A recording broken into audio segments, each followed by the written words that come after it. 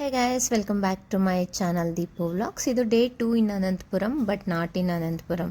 ಯಾಕೆ ಈಗ ಹೇಳ್ತಾ ಇದ್ದೀನಿ ಅಂದರೆ ನಾವು ಇಲ್ಲಿಂದ 120 ಕಿಲೋಮೀಟರ್ಸ್ ಡ್ರೈವಲ್ಲಿ ಸ್ಟೇಕೇಷನ್ಗೆ ಅಂತ ಹೋಗ್ತಿದ್ದೀವಿ. ತುಂಬಾ ದೊಡ್ಡ ಇತಿಹಾಸ ಇರೋವಂಥ ಹಾಗೆ ತುಂಬ ಬ್ಯೂಟಿಫುಲ್ ಲ್ಯಾಂಡ್ಸ್ಕೇಪ್ ಇರೋವಂಥ ಪ್ಲೇಸ್.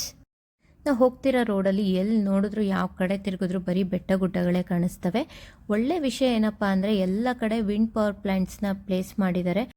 ನಾನಿಲ್ಲಿ power plant tip to bottom ಒಂದೇ ಸಲ ಕ್ಯಾಪ್ಚರ್ ಆಗುತ್ತಾ ಅಂತ ಟ್ರೈ ಮಾಡ್ತಾ ಇದ್ದೀನಿ. Actually I am playing here. Please ignore unpleasant me in this video.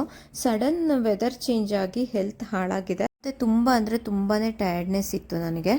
Anyway let's get in to the vlog. ನಾವು ಇವಾಗಿರೋದು ಕಡಪ ಡಿಸ್ಟ್ರಿಕ್ಟ್ ಜಮ್ಮಲಮಡುಗು ವಿಲೇಜಲ್ಲಿ. ಇಲ್ಲಿ ಗೌರ್ಮೆಂಟ್ ರೆಸಾರ್ಟ್ ಕೂಡ ಇದೆ ಮತ್ತು ಈ ಥರ ರೂಮ್ಸ್ಗಳು ಎಲ್ಲ ಕಡೆ ಅವೈಲಬಿಲಿಟಿ ಇದೆ. ರೂಮ್ ಟೂರ್ ತೋರಿಸ್ತೀನಿ ನೋಡಿ. ಸಿಂಪಲ್ ರೂಮ್ಸ್, ಈ ಥರ 2 ರೂಮ್ಸ್ ತೊಗೊಂಡಿದ್ವಿ ನಾವು. ರಾತ್ರಿ ಇಲ್ಲಿ ರೂಮಲ್ಲಿ ಸ್ಟೇ ಆಗಿ ಬೆಳಗ್ಗೆನೇ ಎದ್ದು ಕೋಟೆ ನೋಡ್ಕೊಬರೋಕ್ಕೆ ಹೋಗೋ ಪ್ಲ್ಯಾನ್. ಬಟ್ ನಮಗಾಗಿ ಟಯರ್ಡ್ನೆಸ್ಗೆ ಬೆಳಗ್ಗೆ ಎದ್ದಳಕ್ಕೆ ಆಗಲಿಲ್ಲ. ಆಲ್ಮೋಸ್ಟ್ 10 ಆಗಿತ್ತು ಎದ್ದಾಗ. ನಮ್ಮ ಲಕ್ಕೋ ಏನೋ ವೆದರ್ ತುಂಬ ಸಪೋರ್ಟ್ ಮಾಡ್ತು. ಅಲ್ಲಿ ಸನ್ರೈಸ್ ನೋಡೋಕ್ಕಾಗಲಿಲ್ಲ ಅಂತಂದ್ರೂ ಅಲ್ಲಿ ಕೋಟೆ ಟೆಂಪಲ್ಸ್ ಎಲ್ಲ ಚೆನ್ನಾಗಿ ನೋಡ್ಕೊಂಬಂದ್ವಿ. ತುಂಬ ದೂರ ನಡಿಬೇಕು, ತುಂಬ ಸುಸ್ತಾಯಿತು. ಬಟ್ ಟ್ರಸ್ಟ್ ಮೀ, ಏನೇ ಟಯರ್ಡ್ನೆಸ್ ಇದ್ದರೂ ಏನೇ ವೆದರ್ ಚೇಂಜ್ ಆಗಿ ಅಂದರೆ ಈ ಕಡೆ ತುಂಬ ಅಂದರೆ ತುಂಬಾ ಸೆಕೆ ಬಿಡಿ. ಆದ್ರೂ ನನಗೆ ಮಾನ್ಯುಮೆಂಟ್ಸ್ ಮತ್ತು ಹಳೆಯ ದೇವಸ್ಥಾನಗಳು, ಹಳೆಯ ಕಾಲದ ಹಿಸ್ಟ್ರಿ ಇರೋವಂಥ ಪ್ಲೇಸ್ಗಳನ್ನು ನೋಡೋದು ಅಂದರೆ ತುಂಬಾ ಇಷ್ಟ. ನನ್ನ ಕತೆ ಕೇಳ್ಕೊಂಡು ಹಾಗೆ ರೂಮ್ ನೋಡಿದ್ರಿ ಅಲ್ವಾ. ವಾಶ್ರೂಮ್ಸ್ ಆಲ್ಸೋ ತುಂಬ ಕ್ಲೀನಾಗೇ ಇತ್ತು. ಜೊತೆಗೆ ಈ ಮೋಟು ಪತ್ಲು ಕಾಟ ಅಂತೂ ಯಪ್ಪ ದೇವರೇ ನಮಗೆ ಸಾಕಾಗೋಯ್ತು. ನಾವೇ ಸುಸ್ತಾಯಿತು ಅಂತ ಸಾಯ್ತಾ ಇರ್ತೀವಿ. ಇಂಥ ಟೈಮಲ್ಲೇ ಕಾಟ ಕೊಡೋಕ್ಕೆ ಅಂತಲೇ ಕಾಯ್ಕೊಂಡಿರ್ತವೆ ಇವು. ಇವಕ್ಕೆ ಸುಸ್ತಾಗಕ್ಕೆ ನಮ್ಮ ವಯಸ್ಸೇ ಆಗಬೇಕು ಏನೋ ಗೊತ್ತಿಲ್ಲ. ನೀವೇ ಕೋಟೆ ಒಳಗೆ ಹೋಗೋಣ ಬನ್ನಿ. ಅಲ್ಲಿ ಚಿಕ್ಕ ಚಿಕ್ಕ ಕ್ಯಾಂಟೀನಲ್ಲಿ ದೋಸೆ, ಎಗ್ ದೋಸೆ, ಕಾರಂ ದೋಸೆ ಅಂತೆಲ್ಲ ಮಾಡ್ತಾ ಇರ್ತಾರೆ. ಅದನ್ನು ತಿಂದ್ಕೊಂಡು ನಾವೀಗ ಕೋಟೆ ನೋಡೋಕ್ಕೆ ಹೊರಟ್ವಿ. ನಿಮಗೆ ಎಂಟ್ರೆನ್ಸಲ್ಲಿ ಕಾಣಿಸ್ತಾ ಇದೆಯಲ್ಲ, ಅದೊಂದು ಚಿಕ್ಕದು ಮಸೀದಿ. ನೀವಿಲ್ಲಿ ಹಿಂದೂ ಮತ್ತು ಇಸ್ಲಾಮಿಕ್ 2 ರಿಲಿಜಿಯನ್ ಮಾನ್ಯುಮೆಂಟ್ಸ್ನ ನೋಡ್ಬೋದು. ಯಾಕೆ ಅಂತ ಅಂದರೆ ಹಿಂದೂ ಮತ್ತು ಇಸ್ಲಾಮಿಕ್ ಇಬ್ಬರು ಆಳ್ವಿಕೆಗೂ ಈ ಪ್ಲೇಸು ಒಳಪಟ್ಟಿತ್ತು. ಮತ್ತು ಇದು ಕೋಟೆದು ಎಂಟ್ರಿ. ಅಲ್ಲೊಂದು ಚಿಕ್ಕ ಬಾಗಿಲು ಕಾಣಿಸ್ತಾ ಇದೆಯಲ್ಲ, ಅಲ್ಲಿಂದ ಜನಸಾಮಾನ್ಯ ಅವರು ಓಡಾಡೋರಂತೆ. ಇಲ್ಲಿ ಮೇನ್ ಡೋರ್ ಇದೆಯಲ್ಲ, ಅದು VIP ಮಾತ್ರ ಓಪನ್ ಆಗ್ತಾ ಇದ್ದಿತ್ತು. ಮತ್ತು ಕೋಟೆ ನೋಡಿ ಎಲ್ಲೂ ಡೈರೆಕ್ಟ್ ಎಂಟ್ರಿ ಇಲ್ಲ. ನಾವೀಗ VIPಗಳು ಹೋಗೋ ಡೋರಲ್ಲಿ ಹೋಗ್ತಾ ಇದ್ದೀವಿ. ಬಾಗಿಲು ನೋಡಿ ಹೆಚ್ಚು ಕಮ್ಮಿ ಒಂದು 25 ಫೀಟ್ ಇರ್ಬೋದು. ಬರೀ ಈ ಥರ ಚುಚ್ಚೋದೆಲ್ಲ ಮಾಡಿದ್ದಾರೆ. ಯಾಕೆ ಅಂದರೆ ಅವಾಗೆಲ್ಲ ಶತ್ರುಗಳು ಆನೆಗಳು ಕರ್ಕೊಂಬಂದು ಈ ಥರ ಡೋರ್ನ ಓಪನ್ ಮಾಡಿಸೋರು. ಅವಕ್ಕೆ ಚುಚ್ಚಲಿ ಅಂತ ಆ ಥರ ಮಾಡಿರೋದು. ತುಂಬ ಬುದ್ಧಿ ಉಪಯೋಗಿಸಿ ತುಂಬ ಬಲಿಷ್ಠವಾಗಿ ಕೋಟೆನ ಕಟ್ಟಿದ್ದಾರೆ. ಎಲ್ಲ ಕಡೆ ಕ್ರಿಸ್ ಕ್ರಾಸ್ ಆಗಿದೆ ರೋಡ್ ಫುಲ್ಲು. ಹೆಚ್ಚು ಕಮ್ಮಿ ಒಂದು 5-6 ಕ್ರಿಸ್ ಕ್ರಾಸ್ ಕಳೆದ ಮೇಲೇ ನೀವು ಡೈರೆಕ್ಟ್ ಎಂಟ್ರಿ ಆಗೋಕ್ಕಾಗೋದು ಊರೊಳಗಡೆಗೆ. ಈ ಕೋಟೆ ನೋಡ್ತಾ ಇದ್ದೀರಾ ಎಷ್ಟು ಹೈಟ್ ಇದೆ ಅಂತ. ಇಲ್ಲಿ ಯಾರಾದರೂ ಶತ್ರುಗಳು ಹತ್ತಿ ಬರೋಕ್ಕಾದ್ರೂ ಆಗುತ್ತಾ. ಅಲ್ಲಲ್ಲಿ ಈ ಥರ ವಾಚ್ ಟವರ್ಸ್ ಮಾಡಿದ್ದಾರೆ.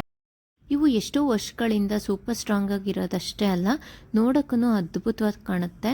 ಅವಾಗಿನ ಆರ್ಕಿಟೆಕ್ಚರ್ಸ್ಗೆ ಹ್ಯಾಟ್ಸ್ ಆಫ್ ಹೇಳಲೇಬೇಕು ನಾವು. ಇವಾಗ ಊರೊಳಗಡೆ ಎಂಟ್ರಿ ಆಗ್ತಾ ಇದ್ದೀವಿ. ಎಂಟ್ರಿ ಆಗೋಕ್ಕೂ ನೋಡಿ ಎಷ್ಟು ಬ್ಯೂಟಿಫುಲ್ ಆರ್ಚ್ನ ಮಾಡಿದ್ದಾರೆ. ಇವಾಗ ಆ್ಯಕ್ಚುಯಲ್ ಊರೊಳಗಡೆ ಎಂಟ್ರಿ ಆಗ್ತಾ ಇದ್ದೀವಿ. ಅದೇ ಮೆಸ್ಮರೈಸಿಂಗ್ ಗಂಡಿ ಕೋಟ. ನಿಮ್ಗಲ್ಲೊಂದು ಮಿನಾರ್ ಥರ ಕಾಣಿಸ್ತಾ ಇದೆಯಾ, ಅದು ಇಲ್ಲಿನ ಚಾರ್ಮಿನಾರ್. ಹೈದ್ರಾಬಾದ್ದಲ್ಲ, ಇಲ್ಲಿ ಇವ್ರು ಕಟ್ಕೊಂಡಿರೋ ಅಂಥ ಮಿನಾರ್. ಅಲ್ಲಿ ಅವಾಗೆಲ್ಲ ಫೈರ್ ಕ್ಯಾಂಪ್ ಮತ್ತು ಮಾಸ್ಕ್ ಥರ ಅದನ್ನು ಯೂಸ್ ಮಾಡ್ತಾ ಇದ್ರಂತೆ. ನಾನು ಇಷ್ಟೊತ್ತವರೆಗೂ ಹೇಳಿದ ಮಿನಾರ್ ಇದೆ. ಇಲ್ಲಿ ಉಳಿದ ಕೋಟೆ ಒಳಗಡೆನೆ ಸ್ವಲ್ಪ ಮನೆಗಳೆಲ್ಲ ಕಟ್ಕೊಂಡಿದ್ದಾರೆ. ಅಲ್ಲೇ ಶಾಪ್ಸ್ನ ಇಟ್ಕೊಂಡಿದ್ದಾರೆ. ನೀವು ಲೆಫ್ಟ್ ಸೈಡಲ್ಲಿ ಏನು ನೋಡ್ತೀರಾ ಈಗ, ಅದು ಜೈಲು. ಅದು ಆ್ಯಕ್ಚುಲಿ ನಾವು ಓದಕ್ಕೆ ಕ್ಲೋಸ್ ಆಗಿತ್ತು. ಮತ್ತು ಸಿಕ್ಕಾಬಟ್ಟೆ ಸ್ಮೆಲ್ ಇದೆ, ಹೋಗಬೇಡಿ ಅಂದರು. ಹಾಗಾಗಿ ನಾನು ಹೋಗಲೇ ಇಲ್ಲ ಅಲ್ಲಿಗೆ. ಜೈಲ್ ಸಹ ತುಂಬ ದೊಡ್ಡದಾಗಿದೆ. ಇದರಲ್ಲಿ ಕಾಣಿಸ್ತಾ ಇಲ್ಲ ಅಷ್ಟೇ. ನೋಡಿ ಇಲ್ಲೆಲ್ಲ ಈ ಥರ ಶಾಪ್ಸ್ಗಳಿದೆ. ಬಟ್ ನೀವು ಇಲ್ಲೇ ವಾಟರ್ ಏನಾದರೂ ತೊಗೋಬೇಕು ಅಂದರೆ ಇಲ್ಲೇ ತೊಗೊಂಬಿಡ್ಬೇಕು. ಒಬ್ಬೊಬ್ರಿಗೆ 1-2 ಲೀಟ್ರ್ ನೀರಾದರೂ ಬೇಕು ಕೋಟೆ ನೋಡೋಕ್ಕೆ. ಮತ್ತು ಇನ್ನೊಂದೇನು ಅಂತ ಅಂದರೆ ಒಳಗಡೆ ನೀರಂತೂ ಸಿಗಲ್ಲ. ಮನೆಯಿಂದನೇ ನೀರು ತಂದರೂ ಓಕೆ, ಇಲ್ಲಾಂದರೆ ಇಲ್ಲೇ ಪರ್ಚೇಸ್ ಮಾಡ್ಕೊಂಡು ಸ್ನ್ಯಾಕ್ಸ್ ಏನಾದರೂ ಬೇಕಾದರೂ ಇಲ್ಲೇ ತೊಗೊಂಡು ಒಳಗಡೆ ಎಂಟ್ರಿ ಆಗಬೇಕು. ಇದು ಆರ್ಕಿಯಾಲಜಿಕ್ ಸರ್ವೆ ಆಫ್ ಇಂಡಿಯಾಗೆ ಸೇರಿದ್ರೂ ಇಲ್ಲಿ ಅಂಥ ಫೆಸಿಲಿಟೀಸ್ ಇಲ್ಲ, ಅಂಥ ಮೈಂಟೆನೆನ್ಸ್ ಅಂತೂ ಮೊದಲೇ ಇಲ್ಲ. ಅಲ್ಲಿ ಹಾಕಿದ್ದಾರೆ ಕುಡಿಯೋ ನೀರು, ಆಮೇಲೆ ಟಾಯ್ಲೆಟ್ಸ್ ಅಂತೆಲ್ಲ ಹಾಕಿದ್ದಾರೆ. ಬಟ್ ಅಲ್ಲಿ ಏನಂದರೆ ಏನೂ ಇಲ್ಲ. ಹಾಗಾಗಿನೇ ನಾವು ಹೊರಗಡೆ ರೂಮ್ ಮಾಡ್ಕೊಂಡು ಉಳ್ಕೊಂಡು ಇಲ್ಲಿ ನೋಡೋಕ್ಕೆ ಅಂತ ಬಂದಿರೋದು. ನೀವು ಈಗೇನು ನೋಡ್ತಾ ಇದ್ದೀರಾ, ಇದು ಜುಮಾ ಮಸೀದ್. ನೀವು ಈ ರೈಟ್ ಸೈಡಲ್ಲಿ ಇದು ನೋಡ್ತಾ ಇದ್ದೀರಲ್ಲ, ಇದು ಆ್ಯಕ್ಚುಲಿ ಒಳಗಡೆ ಕಲ್ಯಾಣಿ ಇದೆ. ನಾನು ಅಲ್ಲಿ ಹೋಗಿಲ್ಲ, ಅದಕ್ಕೇ ಇಲ್ಲೇ ಹೇಳ್ತಾ ಇದ್ದೀನಿ. ಜುಮ್ಮಾ ಮಸೀದ್ ಎದುರುಗಡೆ ಕಲ್ಯಾಣಿ ಹಾಕಿದೆಯೋ ಗೊತ್ತಿಲ್ಲಪ್ಪ. ನಿಮಗೆ ಗೊತ್ತಲ್ಲ ಇಸ್ಲಾಮಿಕ್ ದೊರೆಗಳ ಸಾಧನೆ ಏನು ಇಂಡಿಯಾದಲ್ಲಿ ಅಂತ. ಮತ್ತಿದು ಪಾರ್ಕಿಂಗ್ ಪ್ಲೇಸ್, ಮಸೀದಿ ಪಕ್ಕದಲ್ಲಿ ಈ ಥರ ಪಾರ್ಕಿಂಗ್ ಪ್ಲೇಸ್ ಮಾಡಿದ್ದಾರೆ. ನಾವು ವೆಹಿಕಲ್ನ ಇಲ್ಲೇ ಪ್ಲೇಸ್ ಮಾಡಿಬಿಟ್ಟು ಎಲ್ಲ ಕಡೆ ಹೋಗಿ ನೋಡ್ಕೊಂಬರ್ಬೋದು. ನಾವಿವಾಗ ಫಸ್ಟ್ ಇಲ್ಲೊಂದು ಟೆಂಪಲ್ ಇದೆ, ಆದರೆ ದೇವರೇನೂ ಇಲ್ಲ ಅದರೊಳಗಡೆ, ಈಗ ಮಾನ್ಯುಮೆಂಟ್ ಆಗಿದೆ, ಅಲ್ಲಿಗೆ ಹೋಗಿ ನೋಡೋಣ. ಇಲ್ಲಿ ಡ್ರೈವ್ ಮಾಡ್ತಾ ಇರೋದು ಬಂದು ಸಂತೋಷ್. ಅಕ್ಕಪಕ್ಕ ಎಲ್ಲಾದರೂ ಇಲ್ಲೇ ಪಾರ್ಕ್ ಮಾಡಿ ಅಂತಂದರೂ ಕೇಳಲಿಲ್ಲ. ಮ್ಯಾಕ್ಸಿಮಮ್ ಎಷ್ಟು ದೂರ ಆಗುತ್ತೋ ಅಷ್ಟು ದೂರ ಹೋಗೋಣ, ಹತ್ತಿರ ಆಗುತ್ತೆ ಅಂತ ಅಲ್ಲಿಗೆ ಹೋಗ್ತಾ ಇದ್ದೀವಿ. ಇಲ್ಲಿ ಒಂದು ಹೆಜ್ಜೆ ಇಡೋದು ಕಷ್ಟನೇ, ಯಾಕೆ ಅಂದರೆ ಸಿಕ್ಕಾಬಟ್ಟೆ ಶೆಕೆ. ನಾವು ಈ ವೆದರಲ್ಲಿದ್ದು ಸಡನ್ನಾಗಿ ಅಲ್ಲಿಗೆ ಹೋಗಿ ಆ ವೆದರ್ಗೆ ಅಡ್ಜಸ್ಟ್ ಆಗಬೇಕು ಅಂದರೆ ಕಷ್ಟ ಅಲ್ವಾ. ಹಾಗಾಗಿ ಅಲ್ಲಿ ನೆರಳು ಕಾಣಿಸ್ತಾ ಇದೆಯಲ್ಲ, ಅಲ್ಲಿ ಕಾರ್ನ ಪಾರ್ಕ್ ಮಾಡಿಬಿಟ್ಟು ಅಲ್ಲಿಂದ ನಡ್ಕೊಂಡು ಹೋದ್ವಿ. ಹತ್ತಿರ ಬರ್ತಾ ಬರ್ತಾ ಟೆಂಪಲ್ ಬ್ಯೂಟಿ ಇನ್ನೂ ಎನ್ಹಾನ್ಸ್ಡಾಗಿ ಕಾಣಿಸ್ತಾ ಇದೆ ಅಲ್ವಾ. ಅಲ್ಲಿ ಕಾಣಿಸ್ತಾ ಇದೆಯಲ್ಲ, ಅದೇ ಟೆಂಪಲ್ಗೆ ಈಗ ಹೊರಟಿರೋದು, ಅದೇ ಮಾಧವರಾಯ ಟೆಂಪಲ್. ಒಳಗಡೆ ಮಾಧವರಾಯ ಅಂತೂ ಮಾಯ ಆಗ್ಬಿಟ್ಟಿದ್ದಾನೆ. ಹೇಳೋಕ್ಕೆ ಟೆಂಪಲ್ ಹೆಸರಾದರೂ ಉಳ್ಕೊಂಡಿದೆಯಲ್ಲ ಅಂತ ಖುಷಿ ಪಡಬೇಕು ಅಷ್ಟೆ. ಅದೇನು ಗೋಪುರ ಕಾಣಿಸ್ತಾ ಇದೆ ಅದು 5 ಅಂತಸ್ತಿಂದು ಆ್ಯಕ್ಚುಲಿ ಇದ್ದಿದ್ದು. ಅದನ್ನು ಹೊಡೆದಾಕಿ ಇವಾಗ ಅದು 4 ಅಂತಸ್ತಷ್ಟೇ ನಮಗೆ ನೋಡೋಕ್ಕೆ ಸಿಗೋದು. ಈ ದೇವಸ್ಥಾನ ಏನು ನೋಡ್ತಾ ಇದ್ದೀವಿ, ಇದು ಫೌಂಡೆಡ್ ಬೈ ಕೃಷ್ಣದೇವರಾಯ. ಯಾವಾಗ ವಿಜಯನಗರ ಸಾಮ್ರಾಜ್ಯ ಈ ಪರ್ಟಿಕ್ಯುಲರ್ ಗಂದಿಕೋಟನ ಅಕ್ವೈರ್ ಮಾಡ್ಕೊಂತೋ ಆವಾಗ ಬಿಲ್ಡ್ ಮಾಡಿರೋ ಅಂಥ ಟೆಂಪಲ್ ಇದು. ಎಷ್ಟು ಬ್ಯೂಟಿಫುಲ್ ಆಗಿದೆ ಗೋಪುರ ನೋಡಿ. ಈಗ ಒಳಗಡೆ ಹೋಗೋಣ, ಎಂಟ್ರಿ ಓವರ್ ವ್ಯೂನ ತೋರಿಸ್ತೀನಿ. ಈ ದೇವಸ್ಥಾನ ನೋಡ್ತಾ ಇದ್ರೆ ನಮಗೆ ಸ್ವಲ್ಪ ಹಂಪೆ ಫೀಲೇನೇ ಬರುತ್ತೆ. ನಾವಿಲ್ಲಿ ಬೇಲೂರು ಹಳೆಬೀಡು ಈ ಥರ ನೋಡಿರೋದೆಲ್ಲ ಕಪ್ಪು ಕಲ್ ಮೇಲೆ ಇರುತ್ತಲ್ಲ, ಇದು ರೆಡ್ ಕಲರ್ ಸ್ಟೋನ್ ಮೇಲೆ ಕೆತ್ತಿರೋದು. ತುಂಬ ಕುಸುರಿ ಕೆತ್ತನೆಗಳು ಇನ್ ಡೀಟೇಲ್ ಆಗಿ ಮಾಡಿದ್ದಾರೆ, ನೋಡೋಕ್ಕಂತೂ ತುಂಬ ಬ್ಯೂಟಿಫುಲ್ ಆಗಿದೆ. ಮತ್ತು ಇಲ್ಲಿನ ಕೆಲವು ಡಿಸೈನ್ಸ್ ಇರುತ್ತಲ್ಲ, ಎಕ್ಸಾಕ್ಟ್ ಡಿಸೈನ್ಸ್ನ ನಾವು ನಮ್ಮ ರೇಷ್ಮೆ ಸೀರೆಗಳ ಮೇಲೂ ನೋಡ್ಬೋದು. ಆ ಡಿಸೈನ್ಸ್ ಎಲ್ಲ ಕಾಣಿಸ್ತಾ ಇದೆಯಲ್ಲ, ಆ ಡಿಸೈನ್ಸ್ನೇ ಸೇಮ್ ಬಾರ್ಡರಲ್ಲಿ ಕಾಪಿ ಮಾಡಿ ಹಾಕಿರ್ತಾರೆ. ನಾನು ನೋಡಿದಾಗ ಈ ದೇವಸ್ಥಾನದಲ್ಲಿ ಸೀಲಿಂಗ್ ಮೇಲೆ ಮತ್ತು ಗೋಡೆಗಳ ಮೇಲೆ ತುಂಬ ಕಡೆ ಫಿಶ್ ಮತ್ತು ಆಮೆ ಡಿಸೈನ್ನ ಕೆತ್ತಿದ್ದಾರೆ. ಏನಂತ ಅಂದರೆ ನಮ್ಮ ದೇವಸ್ಥಾನಗಳು ಬರೀ ಇತಿಹಾಸ ಮಾತ್ರ ಅಲ್ಲ, definitely some science behind it. ಈ ಥರ ದೇವಸ್ಥಾನಗಳನ್ನೆಲ್ಲ ಯಾರಾದರೂ ಡಿಕೋಡ್ ಮಾಡೋ ಅಂಥವ್ರಿದ್ರೆ ಡೆಫಿನೆಟ್ಲಿ ತುಂಬ ಸೈನ್ಸ್ನ ಇದರಿಂದ ಈಚೆ ತೆಗಿಬೋದು ಅನಿಸುತ್ತೆ. ನನಗಂತೂ ಅಷ್ಟೊಂದು ಬುದ್ಧಿ ಇಲ್ಲ, ಬಟ್ ಇದು ಯಾವುದ್ರ ಮೇಲೆ ಬಿಲ್ಡ್ ಮಾಡಿದ್ದಾರೆ, ಏನಕ್ಕೋಸ್ಕರ ಮಾಡಿದ್ದಾರೆ ಅಂತ ಕ್ಯೂರಿಯಾಸಿಟಿ ಅಂತೂ ಕಮ್ಮಿ ಆಗೋದೇ ಇಲ್ಲ. ನನಗೆ ನಮ್ಮ ಹಳೆ ದೇವಸ್ಥಾನಗಳನ್ನ ಬ್ಯೂಟಿಫುಲ್ಲಾಗಿ ನೋಡೋಕ್ಕೆ ಆಗಲ್ಲ, ಕ್ಯೂರಿಯಾಸಿಟಿಯಿಂದನೇ ನೋಡೋದು ನಾನು ಯಾವಾಗ ಹೋದ್ರೂ. ಬಟ್ ಎಷ್ಟು ಚೆನ್ನಾಗಿದೆ ಅಲ್ವಾ ದೇವಸ್ಥಾನ ಅಂತೂ. ಸಾರಿ, ಇದಿನ್ನೂ ದೇವಸ್ಥಾನ ಅಲ್ಲ, ಜಸ್ಟ್ ಗೋಪುರದ ಒಳಗಡೆ ಏನು ಕೆತ್ತಿದಾರೋ ಅದನ್ನು ತೋರಿಸ್ತಾ ಇದ್ದೀನಿ. ಈಗ ಒಳಗಡೆ ಹೋಗೋಣ. ಇದು ಆ್ಯಕ್ಚುಲಿ ಟೆಂಪಲ್ದು ಮೈನ್ ಸ್ಪೇಸು. ಈ ಕಡೆ ಎಲ್ಲ ಈ ಥರ ಕಂಬಗಳು ಮಾಡಿ, ಸೇಮ್ ನಮ್ಮ ಬೇಲೂರಲ್ಲೂ ಹೀಗೆ ಇದೇ ಥರ ಮಾಡಿದಾರಲ್ಲ, ಕಂಬಗಳು ಆ ಕಡೆ ಈ ಕಡೆ ಎಲ್ಲ ಇದೆ. ಈ ದೇವಸ್ಥಾನಗಳಲ್ಲೇನು ಅಂತಂದರೆ ಪಾಕಶಾಲೆ, ನೃತ್ಯ ಶಾಲೆ, ಸಂಗೀತ ಕಚೇರಿ, ಆ ಥರ ಅವ್ರದ್ದು ಡಿಫ್ರೆಂಟ್ ಟೈಪ್ಸ್ ಆಫ್ ಬ್ರ್ಯಾಂಚಸ್ನ ಮಾಡ್ಕೊಂಡಿರ್ತಾರಲ್ಲ, ಆ ಥರದ್ದೆಲ್ಲ ಇಲ್ಲಿದೆ. ನೀವು ಇದೇನು ನೋಡ್ತಾ ಇದ್ದೀರಾ, ಇಲ್ಲಿ ಆ್ಯಕ್ಚುಲಿ ರಾಜರುಗಳು ಸಭೆನ ಮಾಡ್ತಾ ಇರ್ತಾರಲ್ಲ, ಆಮೇಲೆ ಒಬ್ಬರು ಯಾರಾದರೂ ಪಂಚಾಯಿತಿ ಮಾಡ್ತಾರಲ್ಲ, ಸುಳ್ಳು ಹೇಳೋರಿದ್ರೆ ದೇವ್ರ ಮೇಲೆ ಸತ್ಯ ಮಾಡಿಸೋದು, ಆ ಪರ್ಟಿಕ್ಯುಲರ್ ಪ್ಲೇಸ್ ಅದು ಇವಾಗ ನೋಡಿದ್ದು ನಾವು. ಆಮೇಲೆ ಇದು ಎಷ್ಟು ದೊಡ್ಡದಾಗಿದೆ ಇದ್ರದ್ದು ಫೀಲ್ಡ್ ಅಂತ ಅಂದರೆ, ದೇವಸ್ಥಾನದ ಸುತ್ತ ಜಾಗ ಸಿಕ್ಕಾಬಟ್ಟೆ ದೊಡ್ಡದು. ಹೆಚ್ಚು ಕಮ್ಮಿ ಒಂದು ಸುತ್ತ ಅಷ್ಟೊತ್ತಿಗೆ ತಿಂದಿದ್ದೆಲ್ಲ ಕರ್ಕೋಗಿರುತ್ತೆ. ನಾನು ನೋಡಿದಾಗೆ ಈ ದೇವಸ್ಥಾನದಲ್ಲಿ ಹೈಲೈಟ್ಸ್ ಅಂದರೆ ಇಲ್ಲಿನ ಕಂಬಗಳು ಎಷ್ಟು ಸೂಕ್ಷ್ಮವಾಗಿ ಕೆತ್ತಿದ್ದಾರೆ ಮತ್ತು ಎಷ್ಟು ಬ್ಯೂಟಿಫುಲ್ಲಾಗಿ ಕಾಣುತ್ತೆ ಅಂದರೆ ನೋಡೋಕ್ಕೆ 2 ಕಣ್ಣು ಸಾಲದು. ಇನ್ನು ಒಳಗಡೆ ಹೋದಾಗ ತೋರಿಸ್ತೀನಿ ಆ ಕಂಬಗಳನ್ನ ನಿಮಗೆ. ಆಮೇಲೆ ಇಲ್ಲಿ ಆರ್ಕಿಯಾಲಜಿಕ್ ಸರ್ವೆಗೆ ಸೇರಿದೆ ಟೆಂಪಲ್ ಏನೋ, but no guide is available. ಯಾರಾದರೂ ಒಬ್ಬರು ಗೈಡ್ ಇದ್ದು ಇದನ್ನು ಎಲ್ಲ ಎಕ್ಸ್ಪ್ಲೈನ್ ಮಾಡಿದರೆ ಇನ್ನೂ ಬಹಳನೇ ಚೆನ್ನಾಗಿರೋದು. ಆದರೂ ಲೋಕಲೈಟ್ಸ್ನ ಕೇಳಿ ಸ್ವಲ್ಪ ಇನ್ಫಾರ್ಮೇಷನ್ಸ್ನ ಕಲೆಕ್ಟ್ ಮಾಡ್ಕೊಂಡಿದ್ದೀನಿ. ಮತ್ತು ಏನಂದರೆ ಇದು ಏನು ಒಳಗಡೆ ಹೋಗ್ತಾ ಇದ್ದೀವಿ, ಇದೇ ಮೈನ್ ಟೆಂಪಲ್. ಈ ಕಡೆ ನೀವೇನು ನೋಡ್ತಿದ್ದೀರಾ, ಇದು ಗರ್ಭಗುಡಿ. ಒಳಗಡೆ ಯಾವುದೇ ದೇವರಿಲ್ಲ, ಬರೀ ಈ ಥರ ಹಾಕಿದ್ದಾರೆ. ಸ್ಲಿಪ್ಪರೆಲ್ಲ ಹಾಕ್ಕೊಂಡು ಒಳಗೆಲ್ಲ ಓಡಾಡ್ಬೋದು, ಸ್ಲಿಪ್ಪರ್ ಈಚೆ ಬಿಡಬೇಕು ಆ ಥರ ರೂಲ್ಸ್ ರೆಗ್ಯುಲೇಷನ್ಸ್ ಏನೂ ಹಾಕಿಲ್ಲ. ನೋಡಿ ಕಂಬಗಳು ಎಷ್ಟು ಬ್ಯೂಟಿಫುಲ್ ಆಗಿದೆ. ಗರ್ಭಗುಡಿ ಒಳಗಿರೋ ವಿಗ್ರಹನ ಒಡೆದಾಕಿಲ್ಲ ಅಂತೆ, ಅದನ್ನು ಬೇರೆ ಊರಿಗೆ ಶಿಫ್ಟ್ ಮಾಡಿದ್ದಾರೆ. ಹೇಗೆ ಅಂತ ಅಂದರೆ, ಯಾವಾಗ ಮುಸ್ಲಿಂ ರಾಜರು ದೇವಸ್ಥಾನದ ಹೊರಗೆಲ್ಲ ಹೊಡೆಯೋಕ್ಕೆ ಸ್ಟಾರ್ಟ್ ಮಾಡಿದ್ರು, ಆವಾಗ ಇಲ್ಲಿ ಪೂಜೆ ಮಾಡ್ತಿದ್ದಂಥ ಪೂಜಾರಿಗಳೆಲ್ಲ ಸೇರಿ ಆ ವಿಗ್ರಹನ ತಗೊಂಡೋಗಿ ಹತ್ರದಲ್ಲಿರೋ ಒಂದು ಬಾವಿ ಒಳಗೆ ಹಾಕಿದ್ರಂತೆ. ಆ ಬಾವಿ ನೀರು ಖಾಲಿಯಾಗಿ ಯಾವಾಗ ವಿಗ್ರಹ ಕಾಣಿಸ್ತೋ ಅದನ್ನು ಮತ್ತೆ ಇಲ್ಲೇ ಹತ್ತಿರ ಇರೋ ಒಂದು ಊರಲ್ಲಿ ಪುನರ್ ಪ್ರತಿಷ್ಠಾಪನೆ ಮಾಡಿ ಇವಾಗಲೂ ಆ ದೇವ್ರಿಗೆ ಪೂಜೆ ಪುರಸ್ಕಾರ ಎಲ್ಲ ನಡೀತಾ ಇದೆಯಂತೆ. ಮತ್ತು ಹೊರಗಡೆ ಎಷ್ಟು ತುಂಬ ಬಿಸಿಲಿದ್ರೂ ಒಳಗಡೆ ಅಂತೂ ತುಂಬ ಕೂಲಾಗಿತ್ತು. ಅದೇನು ಟೆಕ್ನಾಲಜಿ ಯೂಸ್ ಮಾಡಿ ಈ ದೇವಸ್ಥಾನಗಳನ್ನೆಲ್ಲ ಬಿಲ್ಡ್ ಮಾಡಿದಾರೋ ಗೊತ್ತಿಲ್ಲ, ಯಾವ ಥರ ಕಲ್ಲು ಏನು ಯೂಸ್ ಮಾಡಿದ್ದಾರೆ ಅಂತಲೂ ಗೊತ್ತಿಲ್ಲ. ತುಂಬ ಅಂದರೆ ತುಂಬ ಕೂಲಾಗಿತ್ತು. ಈಚೆ ಕಡೆ ಹೋದ ತಕ್ಷಣ ಎ ಸಿಯಿಂದ ಹೊರಗಡೆ ಹೋಗ್ತಾ ಇದ್ದೀವೇನೋ ಅಂತ ಫೀಲ್ ಆಗ್ತಾಯಿತ್ತು. ಇಲ್ಲಿ ನಾನು ಬರ್ತಾಯಿದ್ದೀನಿ, ಇಷ್ಟೊತ್ತವರೆಗೂ ವೀಡಿಯೋ ಮಾಡಿದ್ದು ಸಂತೋಷ್. ಶಾಪ್ ವೀಡಿಯೋ ಮಾಡಿಕೊಡ್ಲಿಲ್ಲ ಅಂತ ಬೇಜಾರು ಮಾಡ್ಕೊಂಡಿದ್ನಲ್ಲ, ಅದಕ್ಕೆ he did it for me. ನಾನು ಆವಾಗಲೇ ಹೇಳಿದ್ನಲ್ಲ, ಈ ಟೆಂಪಲಲ್ಲಿ ನನಗೆ ಸ್ಪೆಷಲ್ ಅನಿಸಿದ್ದು ಕಂಬಗಳು ಅಂತ. ಅದು ಇದೇ ಕಂಬಗಳು. ಈ ಹಾಲಲ್ಲಿ ಏನು ಕಂಬಗಳನ್ನ ನೋಡ್ತಾ ಇದ್ದೀರಾ, ಈ ಥರ ಕೆತ್ತನೆನ ಬೇರೆ ಯಾವ ಟೆಂಪಲಲ್ಲೂ ನೋಡೋಕೆ ಅಷ್ಟು ಈಸಿಯಾಗಿ ಸಿಗಲ್ಲ. ನಾನಂತೂ ಸುಸ್ತಾಗಿದ್ದಕ್ಕೂ ಅದಕ್ಕೂ ಮುದ್ದನ್ನ ಫೋನ್ನ ಎಲ್ಲನೂ ಸಂತೋಷ್ ಕಂಟಾಕಿ ಒಂದು 10 ಮಿನಿಟ್ಸ್ ಕೂತ್ಕೊಂಡು ಕಂಬಗಳನ್ನೆಲ್ಲ ನೋಡ್ತಾ ಹಾಗೇ ಚಿಲ್ ಮಾಡಿದೆ. ಹಾಗೆ ಅಲ್ಲೇ ಲೋಕಲೈಟ್ ಒಬ್ಬರು ಕೂತ್ಕೊಂಡಿದ್ರು. ಅವ್ರ ಹತ್ರನೇ ಒಳಗಿಂದು ವಿಗ್ರಹ ಏನಾಯಿತು, ಈ ಅಕ್ಕಪಕ್ಕ ಸ್ಟೋರಿ ಎಲ್ಲ ಹಾಗೆ ಕೇಳ್ತಾ ಇದ್ದವ್ರನ್ನ. ಅವಾಗ ಹೇಳಿದ್ರು, ಇಲ್ಲೊಂದು 2-3 ತೆಲುಗು ಮೂವಿ ಶೂಟಿಂಗ್ಸ್ ಎಲ್ಲ ಮಾಡಿದಾರಂತೆ. ಒಂದು ಫೇಮಸ್ ಮೂವಿಯಲ್ಲಿ ಈ ಪರ್ಟಿಕ್ಯುಲರ್ ಪ್ಲೇಸ್ ಏನಿದೆ ಇದನ್ನೆಲ್ಲ ತೋರಿಸ್ಬಿಟ್ಟು ಇದು ಪಾಕಿಸ್ತಾನಲ್ಲಿದೆ ಅಂತ ತೋರಿಸಿದಾರಂತೆ. ಅದಕ್ಕೆ ಅವ್ರು ತುಂಬಾ ಬೇಜಾರು ಮಾಡ್ಕೋತಾ ಇದ್ರು. ಇಲ್ಲಿ ನನಗೆ ಸ್ವಲ್ಪ ಡಿಸಪಾಯಿಂಟ್ ಆಗಿದ್ದೇನು ಅಂತ ಅಂದರೆ, ಆ ಕಂಬಗಳೆಲ್ಲ ಒಂದೊಂದೂ ಸಂತೋಷ್ ವಿಡಿಯೋ ಮಾಡ್ಕೊಂಡಿದ್ದಾರೆ ಅಂತ ನಾನು ಅಂದ್ಕೊಂಡೆ. ನನ್ನ ಕೈ ಕೊಟ್ಟ ಮೇಲೆ ನಾನು ಮಾಡ್ಕೊಂಡಿದ್ದೀನಿ ಅಂತ ಅವ್ರು ಅಂದ್ಕೊಂಡ್ರು. ಇಬ್ಬರೂ ಆ ಕಂಬಗಳನ್ನ ಇನ್ ಡೀಟೇಲಾಗಿ ವಿಡಿಯೋ ಮಾಡಿಲ್ಲ.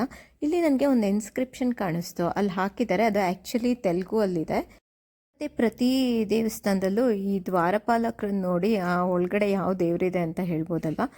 ಈ ಫಸ್ಟ್ ಎಂಟ್ರೆನ್ಸಲ್ಲಿ ಏನು ಸ್ಟೈಲಿಶಾಗಿ ನಿಂತ್ಕೊಂಡಿದ್ದಾರೆ ನೋಡಿ ಇಬ್ಬರೂ. ಇದು ರೈಟ್ ಸೈಡಲ್ಲಿರೋದು, ಲೆಫ್ಟ್ ಸೈಡಲ್ಲಿರೋದು ಅಷ್ಟೇ ಏನು ಸ್ಟೈಲಿಶಾಗಿ ಆರಾಮಾಗಿ ನಿಂತ್ಕೊಂಡಿದ್ದಾರೆ. ಬಟ್ ಒಳಗಡೆ ಇರೋದು ಸ್ವಲ್ಪ ಸ್ಟ್ರಿಕ್ಟಾಗಿ ನಿಂತ್ಕೊಂಡಿದ್ದಾರೆ ಅನ್ನಿಸ್ತು. ಒಳಗಡೆ ಇನ್ ದ ಸೆನ್ಸ್ ಗರ್ಭಗುಡಿ ಬಾಗಿಲಲ್ಲಿ ಇಬ್ಬರು ಇರ್ತಾರಲ್ಲ ದ್ವಾರಪಾಲಕರು, ಅವರನ್ನು ಈಗ ತೋರಿಸ್ತೀನಿ ನೋಡಿ. ಕಾಣಿಸ್ತಾ ಇದ್ದಾರಾ? ತುಂಬ ಸ್ಟ್ರಿಕ್ಟಾಗಿ ಲಾಯಲಾಗಿ ನಿಂತಿರೋ ಥರ ಇದೆ ಅಲ್ವಾ. ಮತ್ತು ಅಲ್ಲಿ ಶಂಕು ಚಕ್ರ ಇದೆಯಲ್ಲ, ಅದೆರಡೂ ನೋಡೇ ನಾವು ಹೇಳ್ಬೋದು ಇದು ವಿಷ್ಣುಗೆ ಸಂಬಂಧಪಟ್ಟಿರೋ ದೇವಸ್ಥಾನ ಅಂತ. If I am not wrong, ಈ ದ್ವಾರಪಾಲಕರ ಹೆಸರು ಬಂದು ಜಯ ವಿಜಯ ಅಂತ ಇರುತ್ತೆ ಅನಿಸುತ್ತೆ. ಇಲ್ಲಿ ಮೇಲ್ಗಡೆ ಸೀಲಿಂಗ್ ಮೇಲೆ ಕಾಣಿಸ್ತಾ ಇದೆಯಾ, ಫಿಶ್ ಕಾರ್ವಿಂಗ್ ಇದೆ. ಮೇನ್ ಎಂಟ್ರೆನ್ಸಲ್ಲೂ ಮೇಲ್ ಸೀಲಿಂಗ್ ಮೇಲೆ ಫಿಶ್ ಕಾರ್ವಿಂಗ್ ಇತ್ತು. ತುಂಬ ಗೋಡೆಗಳಲ್ಲೂ ಫಿಶ್ ಕಾರ್ವಿಂಗ್ ಇದೆ. ಇದನ್ನು ಸುಮ್ಮನೆ ಅಂತ ಅವರು ಕೆತ್ತಿರಲ್ಲ, ಏನೋ ಪರ್ಟಿಕ್ಯುಲರ್ ಒಂದು ಡೈರೆಕ್ಷನ್ ತೋರಿಸ್ತಾ ಇರುತ್ತೋ, ಏನೋ ಒಂದು ರೀಸನ್ ಇದ್ದೇ ಇರುತ್ತೆ ಅಂತ ನನಗನ್ಸುತ್ತೆ. ಇಲ್ಲಿ ಗರ್ಭಗುಡಿ ಒಳಗಡೆ ಒಂದು ಬೋರ್ಡ್ ಹಾಕಿದ್ದಾರೆ, ಆರ್ಕಿಯಾಲಜಿಕಲ್ ಸೈಟು, ಡ್ರೋನ್ಸ್ ಎಲ್ಲ ಪ್ರೊಹಿಬಿಟೆಡ್ ಅಂತ. ಬಟ್ ಇದು ತುಂಬ ಕತ್ಲಲ್ಲಿದೆ. ಬೆಳಕಲ್ಲಿ ಹಾಕಿದ್ರೇ ಬೋರ್ಡ್ಸ್ನ ಆ್ಯಂಡ್ ರೂಲ್ಸ್ನ ಫಾಲೋ ಮಾಡೋದು ಕಷ್ಟ. ಹಾಗಾಗಿನೇ ಏನೋ ಟೆಂಪಲ್ ಕಾಂಪ್ಲೆಕ್ಸ್ ಮೇಲೆ ಇನ್ನೊಂದು ವ್ಯೂ ಪಾಯಿಂಟ್ ಇದೆ, ಅಲ್ಲೂ ಎಲ್ಲ ಕಡೆ ಡ್ರೋನ್ ಶಾಟ್ಸ್ನ ತುಂಬ ಜನಗಳು ತಗೋತಾ ಇದ್ರು. ಈ ಚಾವಡಿನ ಸ್ಕ್ವೇರ್ ಶೇಪ್ ಕಲ್ಗಳನ್ನು ಇಂಟರ್ಲಾಕಿಂಗ್ ಸಿಸ್ಟಮ್ ಯೂಸ್ ಮಾಡಿ ಜೋಡಿಸಿದ್ದಾರೆ. ತುಂಬ ಹೈಟ್ ಇದೆ ಮತ್ತು ಇದ್ರ ಕೆಳಗಡೆ ತುಂಬ ಕೂಲಿಂಗ್ ಎಫೆಕ್ಟ್ ಇದೆ. ಮತ್ತು ಇದು ಟೆಂಪಲ್ ಕಾಂಪ್ಲೆಕ್ಸ್ ಒಳಗಡೆಯಿಂದ ಮೇನ್ ಗೋಪುರ ಹೇಗೆ ಕಾಣುತ್ತೆ ಅಂತ. ಇದು 5 ಅಂತಸ್ತಲ್ಲಿ 1 ಅಂತಸ್ತನ್ನ ಹೊಡೆದಾಕಿದಾರಲ್ವ, ಅದ್ರೊಳಗಡೆಯಿಂದ ಹೆಂಗೆ ಕಾಣುತ್ತೆ ಅಂತ ನಾನು ಕ್ಯೂರಿಯಸ್ ಆಗಿದೆ. ಅಲ್ಲಿ ಡ್ರೋನ್ ಬಿಡ್ತಾ ಇದ್ರಲ್ಲ, ಅವ್ರ ಹತ್ರ ಇಸ್ಕೊಂಡ ಕ್ಲಿಪ್ಪಿಂಗ್ಸ್ನ ನೋಡಿದಾಗ ಆ್ಯಕ್ಚುಲಿ ಅದು ಹಾಲೋ ಇದೆ.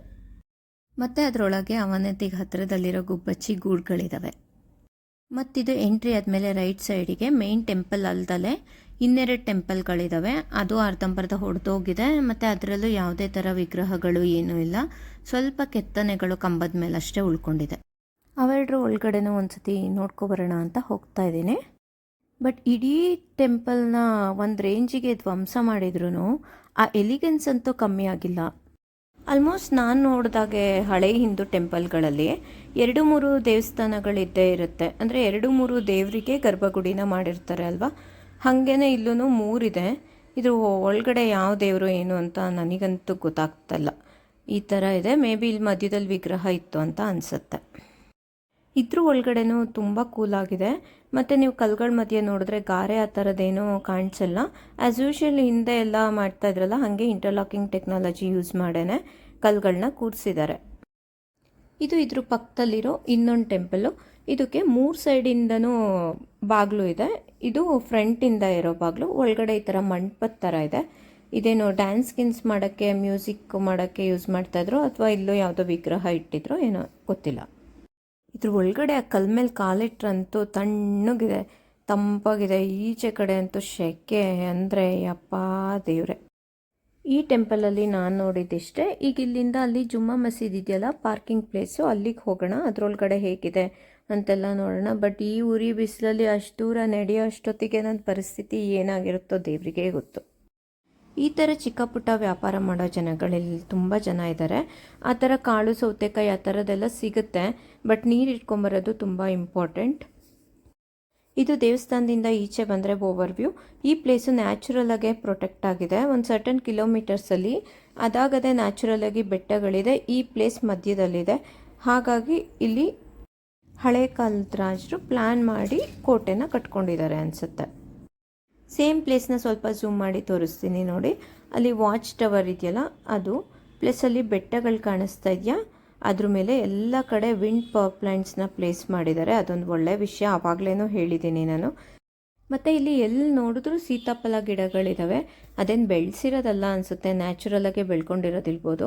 ಇಲ್ಲೊಂದು ದಪ್ಪ ಇರೋದು ಕಾಯಿ ಕಾಣಿಸ್ತು, ಅದು ಕಾಯಿನೇ, ಇನ್ನೂ ಹಣ್ಣಾಗಿಲ್ಲ, ಹಾಗಾಗಿ ಕಿತ್ಕೊಳ್ಳಿಲ್ಲ, ಹಂಗೆ ಬಂದೆ. ಈಗ ಈ ಟೆಂಪಲ್ಗೆ ಬಾಯ್ ಬಾಯ್ ಹೇಳ್ತಾ ನೆಕ್ಸ್ಟು ಜುಮ್ಮಾ ಮಸೀದ್ ಕಡೆ ಹೋಗೋಣ. ಇಲ್ಲಿ 20 ಟೆಂಪಲ್ಗಳ ಮೇಲಿತ್ತಂತೆ ಯಾವಾಗ ಹಿಂದೂಗಳ ಆಳ್ವಿಕೆ ನಡೆಸಬೇಕಾದ್ರೆ.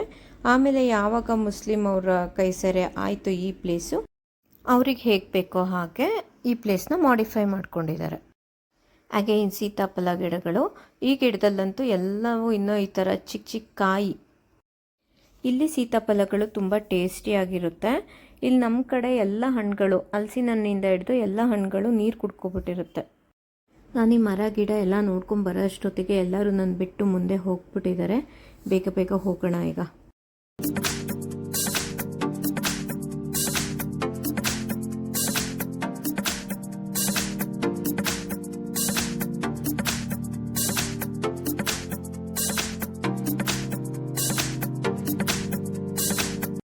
ಈಗ ಇವ್ರನ್ನ ಜಾಯಿನ್ ಆದೆ. ಇಲ್ಲಿಂದ ಜುಮ್ಮಾ ಮಾಸ್ಕ್ ಒಳಗಡೆ ಹೋಗೋಣ.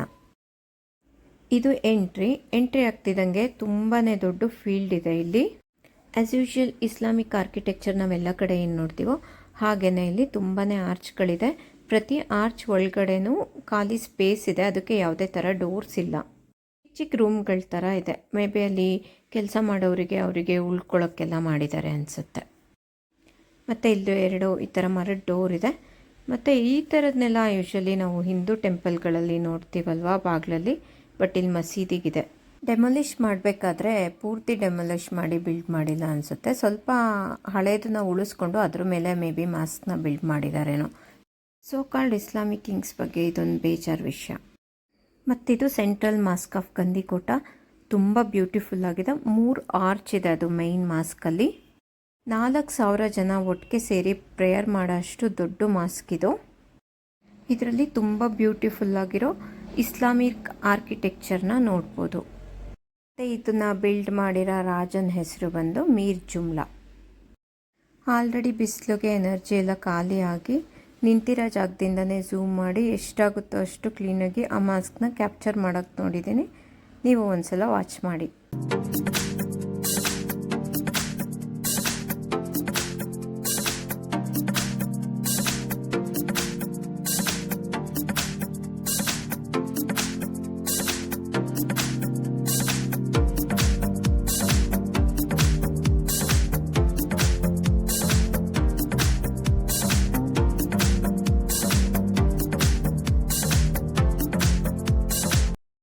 ಮತ್ತಿದು ಸಿಕ್ಕಾಪಟ್ಟೆ ದೊಡ್ಡ ಗ್ರೇನರಿ.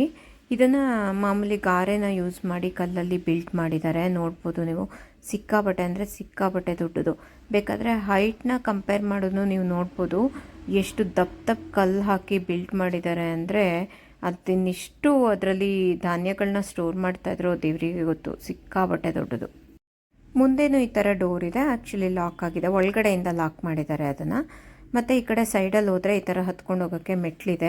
ಅಲ್ಲಿ ವಿಂಡೋಯಿಂದ ಒಳಗಡೆ ನೋಡಿದ್ರೆ ಅಲ್ಲೇನೋ ಆಫೀಸ್ ಮಾಡ್ಕೊಂಡಿದ್ದಾರೆ, ಕಾಣಿಸುತ್ತೆ ಅದು ನಮಗೆ. ಈ ಜಾಗಕ್ಕೆ ಸಂಬಂಧಪಟ್ಟಿರೋ ಆರ್ಕಿಯಾಲಜಿಕ್ ಆಫೀಸ್ನ ಈ ಗ್ರೇನರಿ ಒಳಗಡೆ ಮಾಡ್ಕೊಂಡಿದ್ದಾರೆ.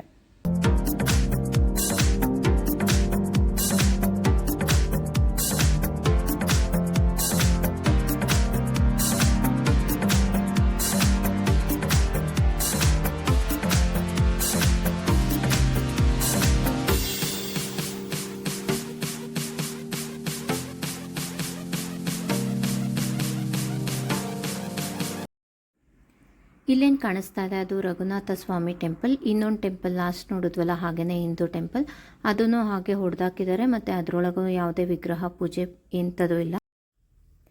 ಇಲ್ಲಿಂದ ಇಳಿದು ವ್ಯೂ ಪಾಯಿಂಟ್ ಕಡೆಗೆ ಹೋಗಬೇಕಾದ್ರೇ ಈ ಟೆಂಪಲ್ ಸಿಗುತ್ತೆ. ಹೋಗೋ ರೋಡಿಂದ ಟೆಂಪಲ್ಗೆ ಸ್ವಲ್ಪ ದೂರನೇ ಅನ್ನಿಸ್ತು, ಹಾಗಾಗಿ ಹೋಗಲಿಲ್ಲ. ತುಂಬ ಅಂದರೆ ತುಂಬಾ ಸುಸ್ತಾಗಿ ಹೋಗಿತ್ತು. ಇಲ್ಲಿ ಮೇಲ್ಗಡೆ ಹತ್ತು ನೋಡಿದ್ರೆ ವ್ಯೂ ಪಾಯಿಂಟ್ ಮತ್ತು ಸುತ್ತಮುತ್ತ ತುಂಬ ಚೆನ್ನಾಗಿ ಕಾಣಿಸುತ್ತಂತೆ. ಬಟ್ ಇಲ್ಲೂ ಯಾವುದೇ ದೇವ್ರ ವಿಗ್ರಹ ಇಲ್ಲ, ಮತ್ತದೇ ಹೊಡೆದೋಗಿರೋ ದೇವಸ್ಥಾನ ಅಂತ ಕೇಳಿ ಹೋಗಲಿಲ್ಲ. ಬಟ್ ಈ ಟೆಂಪಲನ್ನು ಫಸ್ಟ್ ಟೆಂಪಲ್ ಏನು ನೋಡಿದ್ವಿ, ವಿಜಯನಗರ ಆರ್ಕಿಟೆಕ್ಚರ್ ಎಲ್ಲ ನೋಡಿದ್ವಲ್ಲ, ಸೇಮ್ ಅದೇ ಸ್ಟೈಲಲ್ಲೇ ಇದೆಯಂತೆ. ಮತ್ತು ಇದನ್ನು ಬಿಲ್ಡ್ ಮಾಡಿದ್ದು ಬಂದು ಕಾಕರಾಜ ಅಂತ, ಫಸ್ಟ್ ಡೈನಾಸ್ಟಿ ಈ ಪ್ಲೇಸ್ನ ಯಾವುದೋ ಆಳಿತ್ತು ಆ ರಾಜನಿಂದ ಬಿಲ್ಡ್ ಆಗಿರೋ ಟೆಂಪಲ್ ಅಂತ ಹೇಳ್ತಾಯಿದ್ರು. ಮತ್ತು ಗೂಗಲಲ್ಲೂ ಹಾಗೇ ಇದೆ. ಈ ಗಂದಿಕೋಟೆ ಏನಿದೆ ಇದು 3 ಹಿಂದೂ ರಾಜವಂಶಗಳಿಂದ ಆಳಲ್ಪಟ್ಟಿದೆ. ಮೊದಲನೇದು ಬಂದು ಕಲ್ಯಾಣಿ ಚಾಲುಕ್ಯರು, ಪೆಮ್ಮಸಾನಿ ನಾಯಕಸ್ ಮತ್ತು ವಿಜಯನಗರದ ಅರಸರು. ಅದರಲ್ಲಿ ಕೃಷ್ಣದೇವರಾಯ ಅವ್ರ ಕಾಲದಲ್ಲಿ ಇದನ್ನು ಆಳಿದ್ದು. ನಾನು ಆ ದೇವಸ್ಥಾನ ಏನು ತೋರಿಸ್ದೆ ಅದನ್ನು ಕಲ್ಯಾಣಿ ಚಾಲುಕ್ಯರ ಕಾಕರಾಜ ಬಿಲ್ಡ್ ಮಾಡಿರೋದು. ಇದನ್ನು 3 ಹಿಂದೂ ಡೈನಾಸ್ಟಿಗಳು, ಆಮೇಲೆ ಸುಲ್ತಾನ್ಸ್, ಆಮೇಲೆ ನವಾಬ್ಸ್, ಇಷ್ಟೆಲ್ಲ ಆದಮೇಲೆ ಮತ್ತೆ ಬ್ರಿಟಿಷ್ ಅವ್ರ ಕೈಗೆ ಹೋಗಿ ಅವರೊಂದು 150 ಇಯರ್ಸು ಈ ಕೋಟೆನ ಆಳಿದ್ದಾರೆ. ಯಾವುದೇನಾದರೂ ಆಗಲಿ ಈ ವ್ಯೂ ಪಾಯಿಂಟ್ ಅಂತೂ ಅದ್ಭುತ. ಅದೇ the grand Canyon of India. ಈ ಕಣಿವೆ ಪ್ರದೇಶ ಬಂದು ಪ್ರಸಿದ್ಧ US ಲ್ಯಾಂಡ್ಸ್ಕೇಪ್ಗೆ ಹೋಲಿಕೆ ಇದೆ. ಇಲ್ಲಿ ತುಂಬ ಅಡ್ವೆಂಚರ್ ಆ್ಯಕ್ಟಿವಿಟೀಸ್ಗಳಿದೆ. ಕ್ಯಾಂಪಿಂಗ್, ಜಿಪ್ ಲೈನ್, ಬೋಟಿಂಗ್ ಆ ಥರ ತುಂಬ ಇದೆ. ನಾವಂತೂ ಯಾವುದನ್ನು ಟ್ರೈ ಮಾಡಲಿಲ್ಲ. ಬಟ್ ಈ ವ್ಯೂ ಪಾಯಿಂಟ್ನ ಯಾವ್ಯಾವ ಪ್ಲೇಸಲ್ಲಿ ಮ್ಯಾಕ್ಸಿಮಮ್ ನೋಡ್ಬೋದು ನಿಂತ್ಕೊಂಡು, ಎಲ್ಲ ಕಡೆಯಿಂದನೂ ನೋಡಿಕೊಂಡು ಕಣ್ಣು ತುಂಬಿಕೊಂಡು ಬಂದ್ವಿ. ಇದು ಪೆನ್ನಾ ರಿವರಿಂದ ಸೃಷ್ಟಿಯಾಗಿರೋ ಅಂಥ ಕಣಿವೆ ಪ್ರದೇಶ.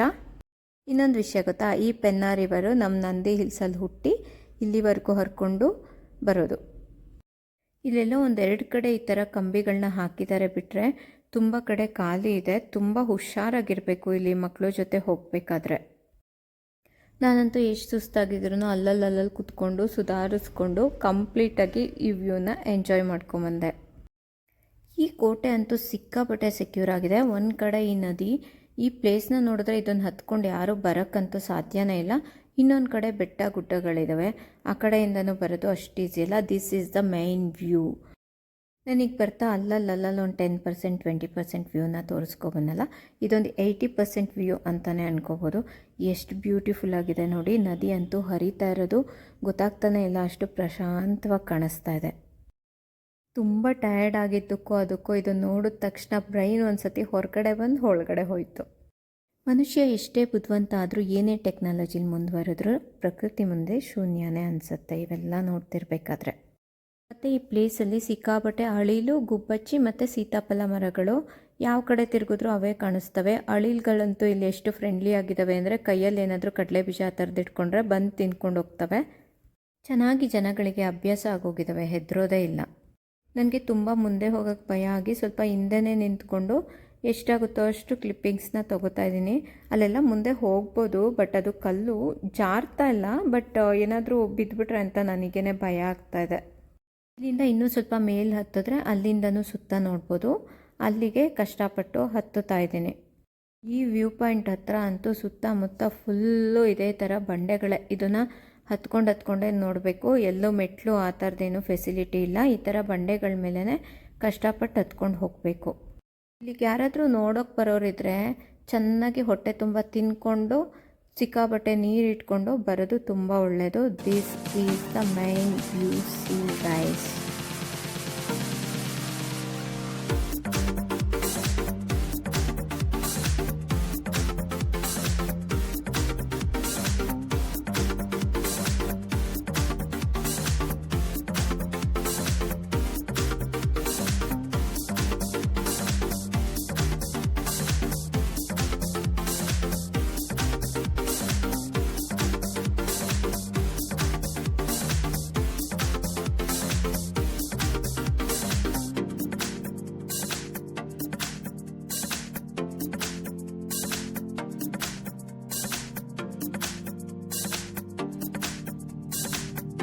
ಮತ್ತು ಈ ಕೋಟೆ ಇದೇ ಥರ ಬೆಟ್ಟಗಳಿಂದ ಸುತ್ತಲೂ ಕವರ್ ಆಗಿದೆ.